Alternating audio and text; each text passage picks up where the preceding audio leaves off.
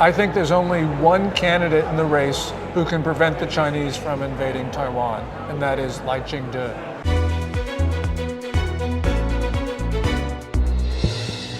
Gordon, thank you so much for agreeing to take part in this show. It's a pleasure, and I've been a long fan of yours, and I really do appreciate that you came here. Well, I very much appreciate the interview, so thank you. Thank you. Gordon, so here the whole event, it's focused on the figure of a presidential candidate, Lai Ching-te. And many people right now in Taiwan are discussing who is the most suitable person for the position of the president of Taiwan. And what is your opinion on that topic? I think there's only one candidate in the race who can prevent the Chinese from invading Taiwan, and that is Lai Ching-te. Yeah. And the reason is because he believes in strength. He believes in making sure that Taiwan can't be invaded. The others are just trying to appease China, and the small appeasing the large never works. I think, like during your speech, you said one very important thing. If there has been more support to Ukraine before the war, Putin might have not invaded, right? If Ukraine, for instance, were a NATO member, Putin would not have invaded. If the United States and other countries had supplied Ukraine with munitions beforehand, Russia probably wouldn't have invaded. So it was the weakness that was provocative. And that's really going to be Taiwan's problem. If China believes that it can take over Taiwan, it will invade. If they believe that they can't get away with it, they won't. It's very simple. Bullies, anybody who's been in a sandbox with a bully in elementary school should understand this. Yeah, and actually Putin and Xi Jinping, they have many similarities and they do cooperate with each other. You see those military drills that they do together. And actually during Russia's invasion in Ukraine, many people in Taiwan started discussing the topic. If Ukraine is now, maybe we will be the next. That's an obvious connection. And even the people in Japan said the same thing. Japan decided to radically increase its defense spending because of the Ukraine invasion. Yeah, and right now, actually, many people are asking the question, how can you deter the aggression coming from, for example, Russia in Europe or from China in Indo-Pacific region? The only way is to make it clear that the cost of invading would be unacceptable. In Taiwan's case, they've got to make it clear that they can repel an invasion of Taiwan. And also with Taiwan's case, if they can show that they've got friends who will be on its side, then clearly that is going to be something that will, I think, very much deter China. And talking about the cognitive warfare from Russia to Ukraine or from China to Taiwan, right now you can see a lot of misinformation and disinformation campaigns being conducted against Taiwan, and there are more and more channels that are supporting China, supporting the appeasement towards China are actually being opened up in Taiwan. Do you have any suggestions? How can we differentiate between the true information and the false information? That's important because China is ramping up its political warfare against Taiwan. We saw that, for instance, with those stories circulating that Tsai Ing-wen had an escape plan and was going to leave at the first moment of an invasion. Zelensky was able to rally Ukraine because he would not leave. The United States even offered to extract him. He said he didn't need a ride. He said, I'm staying. So, those stories that China put out, which were false, they're very clear that they wanted to dishearten the people in Taiwan. But how do you think, because there are many, for example, elderly people in Taiwan who receive such an information. For example, recently there has been a campaign when they got those information on online messaging apps. If Taiwan gets unified with China, then all of your bank savings will be exchanged from new Taiwan dollars to the Chinese currency, and the currency exchange rate would be like 1-to-1.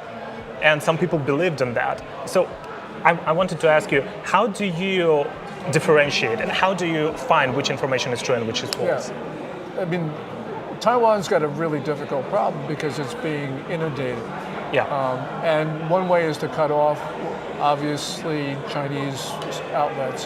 But the other thing to do is just to rebut it as it occurs. And you have to continue to do that because one of China's media strategies is It puts out stuff which is obviously false, but it believes that if it continues to do it, that repetition is going to make it credible. So you have to rebut it when it happens, and you have to continue to rebut it. And of course, you have to make sure that the media outlets are not owned by parties that are friendly to China. That's a difficult thing in a democracy to do, but nonetheless, when you can show that China's been using these media outlets for disinformation to try to undermine freedom and democracy in Taiwan, you just have to say, no, you can't own it anymore. That's a very difficult thing, but remember, Taiwan's in an emergency situation. So I think that they need to take measures which would otherwise be considered drastic. Thank you so much. During your speech, you also mentioned fentanyl problem and synthetic drugs coming to the United States from China. Actually, in Taiwan, more than 60% of all the drugs, illegal drugs, they come from China. And do you think that there is some room for cooperation between the United States and Taiwan on fighting like the illegal synthetic drugs coming into these countries? Yeah. What needs to be done is for the United States to make a determination that it's not just some sort of criminal gang in China, that it's the Communist Party, and to sanction the Communist Party and impose costs that are greater than the benefits Beijing believes it receives by sending fentanyl into the U.S., which means cutting trade, cutting investment, cutting technical cooperation, just make it so punishing that China will not continue to do this. But China's behind this. I mean, China runs a near total surveillance state. 700 million surveillance cameras. 1.69 billion cell phones are used to locate people. And they've got other ways to do it. So China knows what these fentanyl gangs are doing, and that means that the Communist Party approves of the selling of drugs. And you know, Taiwan and the United States and any other country that has, you know, the recipient of Chinese fentanyl, they should impose those costs. I do agree with you here, and actually if we look at those pharmaceutical companies or chemical manufacturers that are involved in producing those drugs, they all have CCP members inside. It's like by law, Absolutely. If a company is big, you have to have a CCP observer there. And one last question I wanted to ask you is about current attitude of the United States towards Taiwan, because people-to-people communication, it's very friendly. Many people are very welcoming and they think that they should help and support Taiwan. But if we look at the position of the White House, the so-called strategic ambiguity, sometimes, like for example during the recent visit of Secretary of State Blinken or Secretary of Treasury Yellen, I've heard Mr. Blinken saying that the United States doesn't support Taiwan's independence. I know that also it goes in the line with those strategic ambiguity positions, but don't you think that it sends wrong signals to the Chinese Communist Party? It certainly sends the wrong signal. During that trip of Secretary Blinken to Beijing, they humiliated him from the get-go. And so he shouldn't have said anything, even if it was consistent with American policy. He should not have said anything that Beijing wanted to hear. He just needed to show the Chinese that he was not intimidated by them. But unfortunately, he said, yeah, we do not support Taiwan independence. That was not the right thing to say. America's one China policy is basically, we recognize Beijing as a legitimate government of China. We acknowledge, in the sense that we say we understand that's what they say, but don't approve, their position that China includes Taiwan. And we say the situation of Taiwan is unresolved and has to be resolved with the consent of the people in Taiwan. Now, saying that we don't support Taiwan independence is technically consistent with that policy. But as I said, we should not have said anything that Beijing wanted to hear, especially after the way they treated Blinken.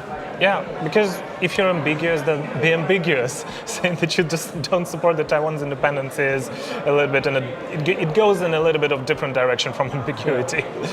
And the last thing is, there are many Taiwanese-Americans here today. How do you think the diaspora members, the Taiwanese diaspora, can help with Taiwanese democratization processes, with elections, and what can they do, for example, with fighting the cognitive warfare? Yeah. Taiwanese in the United States, they should talk to their representative, they should talk to their senator, talk to their governor. China's propaganda and political warfare is directed at all levels of American society. So Taiwanese should direct their efforts at all levels of American society and show that the Chinese propaganda is wrong. That means being as active as China is. That's going to be difficult for a smaller country, but it's absolutely essential because Taiwan is facing an existential crisis. Thank you so much, Gordon. And one last thing, I brought your book. Could you please sign it for me? Now is the time to defend freedom and democracy in Taiwan. Thank you, Gordon, for agreeing to take part in this interview. 如果大家支持台湾，一定要这一次好好的回家投票。那我是斯坦，我们下次见，再会啦。